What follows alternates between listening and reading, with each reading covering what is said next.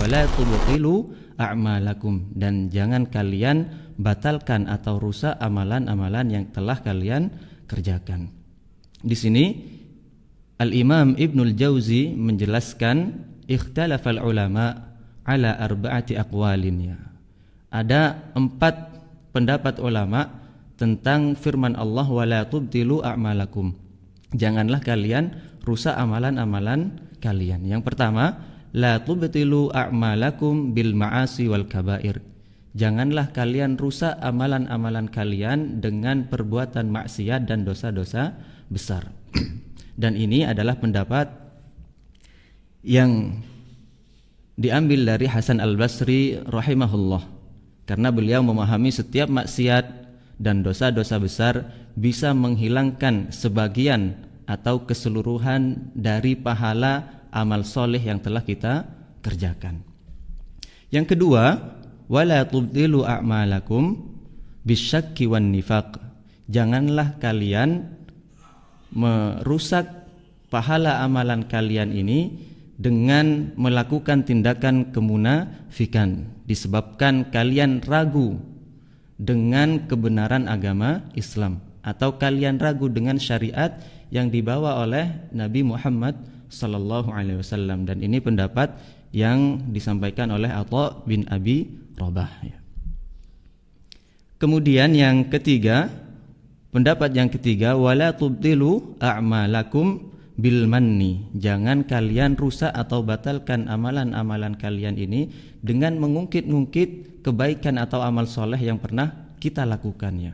Dan Allah berfirman, ya ayyuhalladzina amanu la tubtilu shadaqatikum bil manni wal adza. Wahai orang-orang yang beriman, jangan kalian rusak, batalkan sedekah kalian dengan mengungkit-ungkitnya. Maka kebaikan yang sudah kita lakukan kepada saudara kita, maka kita lupakan hal itu. Biarlah Allah yang akan membalas kebaikan kita, ya. Jangan pernah kita mengungkit kebaikan yang pernah kita lakukan kepada saudara-saudara kita. Dan ini adalah pendapat yang dinukilkan dari Muqatil, ya. Adapun pendapat yang terakhir, wala tubtilu a'malakum birriya'i was-sum'ah. Jangan kalian batalkan dan rusak amalan kalian dengan riya dan sum'ah. Riya adalah pamer, ya, ingin dilihat. Sedangkan sum'ah adalah ingin didengar oleh orang lain. Jadi dia tidak puas dengan ibadahnya apabila ibadah tersebut tidak dilihat atau tidak didengar oleh orang lain. Ibadahnya bukan karena Allah Subhanahu wa ta'ala, akan tetapi ibadahnya dia niatkan karena orang lain. Dan Ali bin Abi Thalib radhiyallahu ta'ala anhu, beliau pernah menjelaskan tentang ciri-ciri orang yang riya, ya. Maka perhatikan, jangan sampai ciri-ciri ini ternyata ada pada diri kita. Beliau mengatakan lil murai, pada orang yang riya itu salatu alamatin, ya. Ada 3 tanda. Apa saja? Yang pertama, yanshatu, dia bersemangat.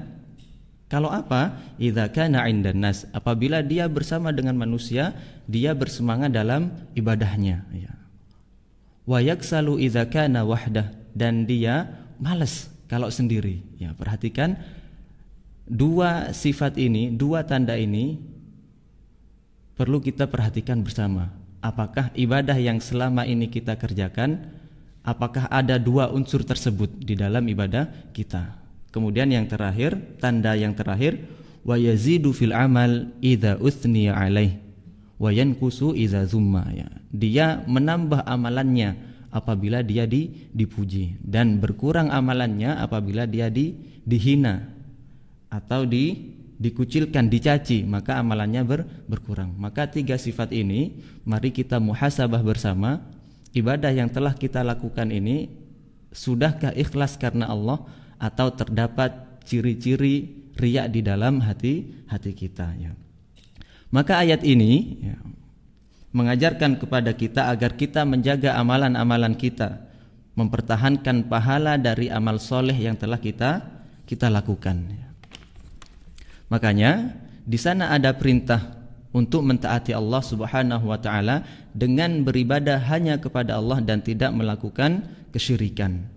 Mentaati Rasulullah yaitu dengan mengikuti beliau dalam beribadah kepada Allah Subhanahu wa taala. Dan apabila kalau kita sudah melakukan hal ini, maka jaga amal kita, jangan sampai amalan-amalan tersebut batal dan rusak. Baik dengan melakukan kesalahan ketika beramal dengan sum'ah atau riya misalkan, atau dengan melakukan kesalahan pasca beramal, baik dengan syirik misalkan. Karena Allah berfirman di sana, la in asyrakta la yahbatanna amaluk. Sekiranya kamu berbuat kesyirikan, maka akan gugur, rusak seluruh amalan-amalan dirimu. Maka dari itu, jaga amalan kita, jangan sampai kita melakukan kesalahan ketika beramal atau melakukan kesalahan pasca beramal.